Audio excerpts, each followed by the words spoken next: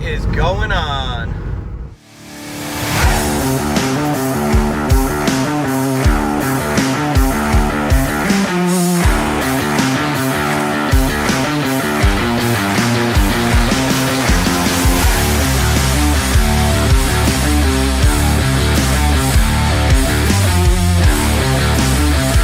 Alright, so today we're not in the shop.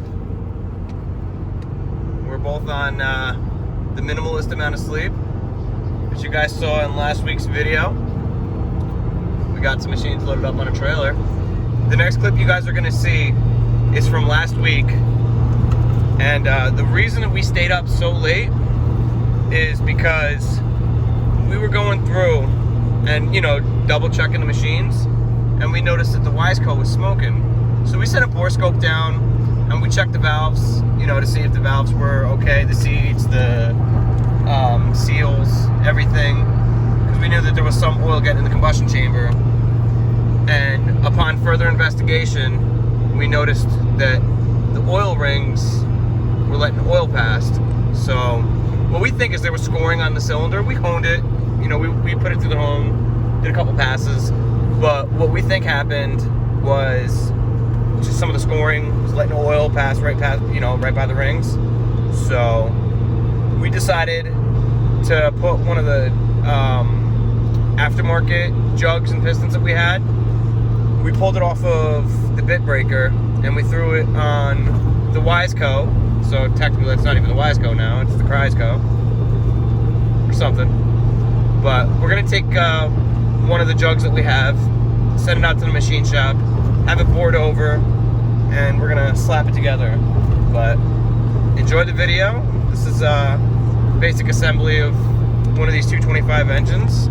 It's the Wiseco piston here. It's bored 50 over. You guys have seen that in other videos. And as you guys can see, it's tore apart. If you look, there's oil all over the side of the piston. We noticed when we were running it that it was smoking. So we scoped it to see if there was something wrong with, you know, the valve seats. Seals, guides. Just the valve train. We went to check that because we wanted to know why it was blowing by, because we put new rings on it. But we're getting blow by. We think that there's too much scoring in the jug that's poured over. So what we're gonna do right now is we're gonna pull the Wiseco piston out of this machine. We're gonna put one of those Chinese 250 pistons with the 250 jug. We're gonna slap it back together. And yeah, since we haven't recorded any of the videos of us putting these engines back together, I figure it's a good time to throw some engine back together. Sounds good to me. Unfortunately, we haven't had time to clean, so we're kind of working in a disaster area right now. We've been crunch time for the past week. Once you get it broken down and you've got the jug off, there's two little clips on either side of the piston. Put a rag in here because you don't want to sit there for 2 or 3 hours fishing through the case to try and find the circlip. I think the screwdriver's too big. Oh, no, maybe not. I've got my thumb over the circlip on this side if you want to. So you can see the circlips right here. I keep my thumb over it because these little bags are springy. This thing's going to want to shoot out. So now I'm going to take the circlip and I'm going to put it on my rag over here. Now everything went together very smooth. It should just push right through. I normally take the needle nose. Yeah, but your fingers are way bigger than mine. This is true. If you want to try and push it through from that side. Normally you can take a, you know, screwdriver, needle nose. Hard to do this one-handed. Yeah. All right, so now we've got the Wiseco piston out. This we're not gonna scrap, and we're gonna actually put this up somewhere safe because it's got new rings on it. The rings look fine. The piston itself looks fine. We're just gonna bore over one of the other jugs, so. So we're gonna take this bad boy, we're gonna set it over here for one of these jugs, either You wanna put this one here or this one. We'll figure out which jug looks better, which one we can do a little more with. You go through and you look and you line it up. If you notice, one of the holes, not on the timing side, but on the opposite side, on the clutch side, is larger than the other. There's an O-ring that goes here, so you want to take it. We always take our timing chains and we tie them up with a piece of wire. You can use a zip tie, you can use something, but you don't want the timing chain to go into the case because it'll crack the case. So Just take it, fish it through, be gentle because you don't want to rip the gasket, especially if it's a paper type gasket like this one is.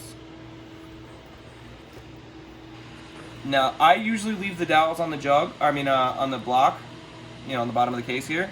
He put them on the jug. It doesn't really make a difference. It just makes it easier for lining up the gasket.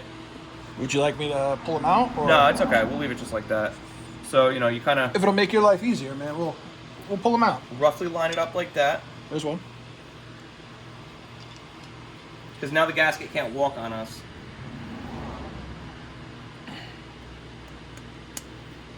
There's two. And two. Thank you, sir. No problem. All right, so see the gasket lines up. We have the O-ring. We can confirm it's right there. That hole lines up. We already know this gasket seals. All right, so the next thing I'm going to do is I'm going to take this piston here. Does it still have bolster clips in it? Nope, it's only got the one in it for now. Okay. The arrow points to the exhaust. So, the way that I do this, I just start a little bit here. It's a bit of a pain in the butt. That's the side with the circlip. Oh. Well, that's probably why it's fighting me then. Makes sense. Right? Or is it that side? No, this side has the circlip.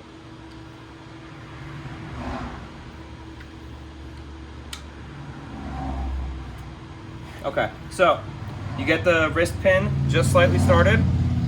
That's gonna be even trickier, but I take my finger, because I got small hands, and I'll feel my finger inside here, so I can kind of try and line it up. And then I look down in there, make sure it looks like it's gonna be straight. Apply a little bit of pressure, and it should just kind of self-clearance itself into position. You do the same thing, right? Yeah. Just kind of fight with it a little bit.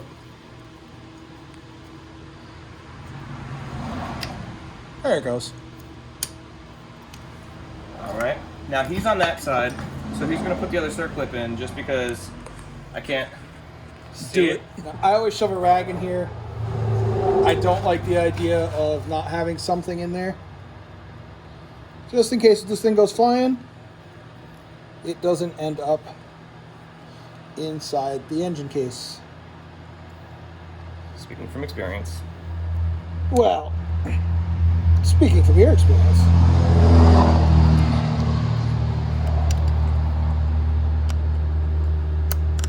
You want to make sure these are seated properly, otherwise they will come loose and cause you one heck of a headache. I always take my little fingers, I'll always take my fingers and kind of just go, make sure that the wrist pin doesn't want to walk on either side of it. So now, theoretically speaking, there's nothing else that should be able to drop in the engine. So we're going to remove the rags. They do make a tool. I'm going to grab some oil. Yes. I don't put a lot of oil in it. I just kind of put a little bit of oil on my fingers, rub it around a little bit. I'm going to check the orientation of the rings there. We got 1, 2. I don't think the oil ring moved, just the compression. I'm sure they did.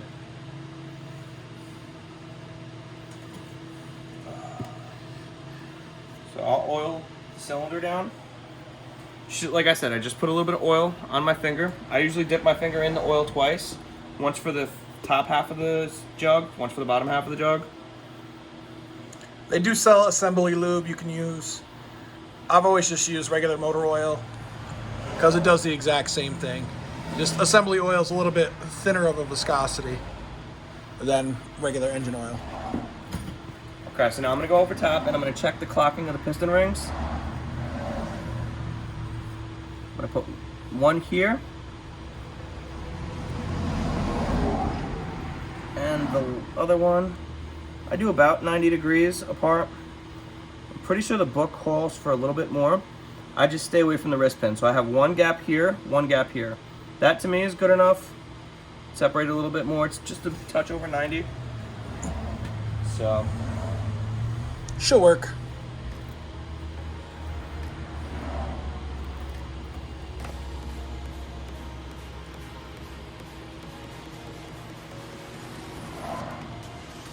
now they do make a tool for this. I like doing things the hard way. I pinch my fingers every single time. So the first thing I do is I take the jug and I run our timing chain wire through the jug and I get it out of my way. Sometimes I'll tie up the timing chain, sometimes I won't, it just depends. I'm holding the wire with my finger so it doesn't drop out. Yeah, told you. There we go. Alright, so pull it through. I always put the other chain guide on after I put the jug in. It doesn't really make a difference. You can put it in before or after. I'll inspect the timing chain, make sure there's a gap at the bottom. Because you got to fight with it a little bit when you're, I got my hand on the, see, so many. No, I was trying to, you're not too good jug, there you go. Yeah, that's fine. So now, I'm going to compress the rings with my fingertips.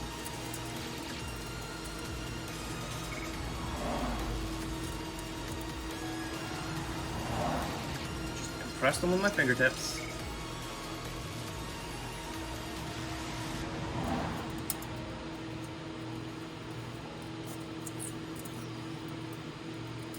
And a trick I figured out is I take my fingertips once I have the rings compressed, and I go on the bottom of the piston. Just give it a little push like that. Now you can hold the timing chain. That'll keep the engine from turning. And while you do that, press down. Here, let me take this. You can push down. It does help having a second pair of hands when you're putting these engines together. But you can do it by yourself, because the other engines I put together while he was either at work or doing other things. So we've got it down. I'll take this, just kind of wrap it around the handlebar a couple times, just to keep the timing chain out of the way. It's not tight, there's no tension on it, it's, you know, no knots or anything. There's a little groove here, it sits inside the case. You can feel it go into its position. And I can see the timing chain is good on either side of the crank gear at the bottom. Now I take the two 5mm bolts that go into the case. I'll start these guys and tighten these guys down. Could torque them, I'm not going to. I'm not sending them home, just past where they're seated.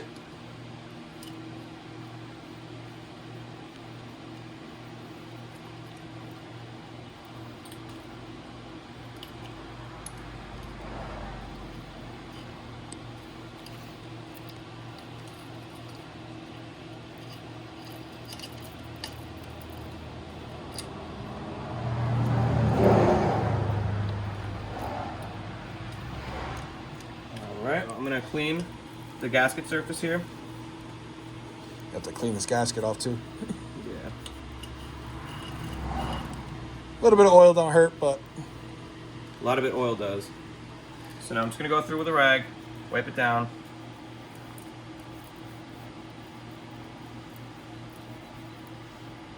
And again, same thing. You're going to look at your gasket. One side's going to have a larger hole than the other. It's just one of the oil guides for the valve train. Pretty sure oil goes up there for the valves. And for I the believe cams. so. I know you get some from here too, but that's not going to go through to the other side because of the... Correct.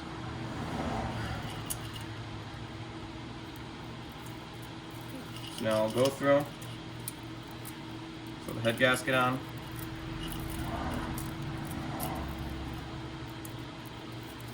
Line it up with the dowels. Alright, so there's a little T in the window. It likes to walk itself back and forth just a little bit. There's a T and there's a line. The line, perfect. You see how it lines up in the case? So now obviously we can look at the piston and see that the piston's at top dead center, but it's also at top dead center here. So now we've got the new head gasket in. We've got it set to top dead center. And there's also a timing mark that will show you guys on the cam. There's a little notch right here on the head, and there's a line on the cam gear. You line it up. It's always like a half of a tooth of a difference. because it lines up actually with fire on the 225s. Really weird, I know. We've been through these things countless times. This is the worst part. You gotta fight with the timing chain. Get it over the guides. Yeah, just the one guide. And then once I get it in, I'll line it up, drop it on the dowels, pull the timing chain. So now we've got the head on. I'm gonna grab the timing gear that fell. Wipe this bad girl off. Drop the extension. You didn't do that anyway, did you? Now, before I put the timing gear on, I'm gonna put the head studs in because you're not gonna be able to get that last little bit of slack out of the timing chain in order to get everything tight. So, when you put the head studs on, take a jug of oil next to you, and everything is torqued with the bolts oiled. So I just drop them in, get oil on the threads, and then I'll just kind of go. I'll drop all 4 of them in place. Really, stuff's not bad. The torque specs are 16 foot-pounds. It's 14 for these, 16 for those. I give everything 16. So now I like to start these threads by hand, just so that I know nothing's gonna get cross-threaded, because the last thing I wanna do is bind up the threads. Bind up the threads on the head. It's 12 millimeter. I like taking the extension on one of these guys, or one of these handle type ratchets.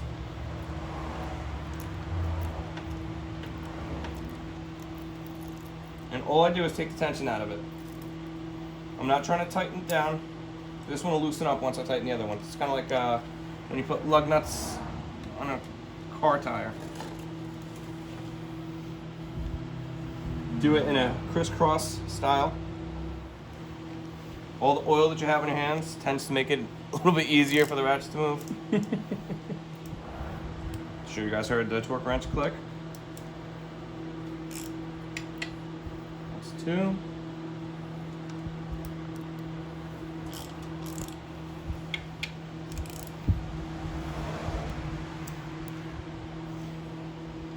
Like I said, the book does not call for much torque on these head bolts. Plus the extension does help to inhibit a little bit of torque that you're putting on these things. All right. So now there's 2 6mm bolts. Something that I always did when I worked in shops and what have you, is I would go through and I would look at the bolts and have a mental image of what bolts are on said thing. No, this is the 5. Here's the 6. And I'll remind myself whether or not the bolts are tight as I'm going through doing the job. I'm not going to need the 6 for anything else on this one. I shouldn't need the extension. These are tight, the 4 head bolts are tight. So now the next thing I'm going to do, there's a lobe here on the cam. I take the cam gear, here's the indicator mark, and I'll set this right up for timing. It's just easier to turn the cam when you've got a little bit of something to pull on. And this is kind of like the annoying part when you're sitting here and you're trying to make sure that it's in top dead center.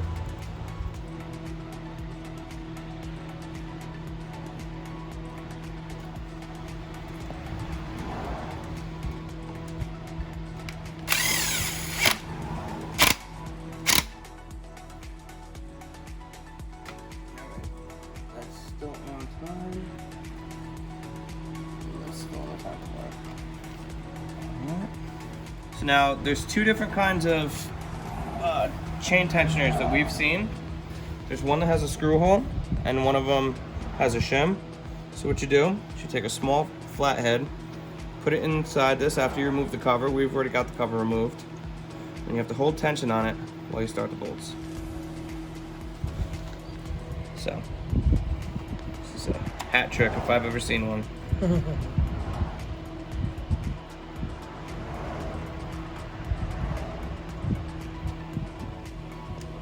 And I'm gonna rotate the engine one full revolution on the cam.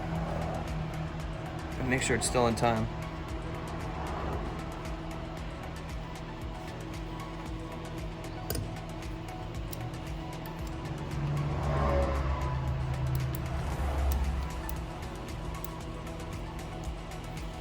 Yeah, you wanna? I'll take a screwdriver. My flashlight. Yeah, no one likes that flashlight anyway. But it was just brand new.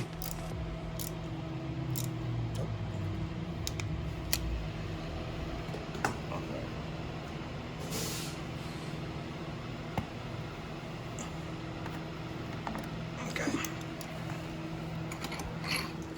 Engine's freshly rebuilt. First pull, we're gonna see if it starts.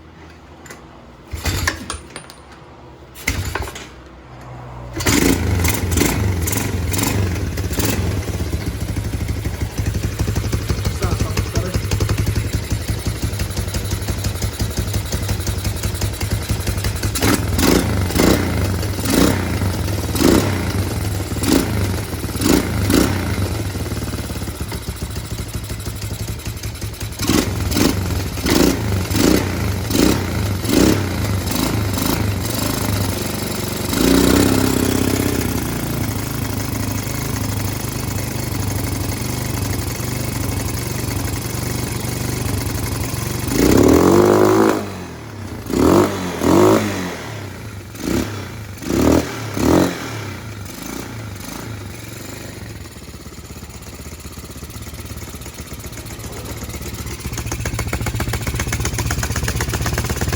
Those rings are seated.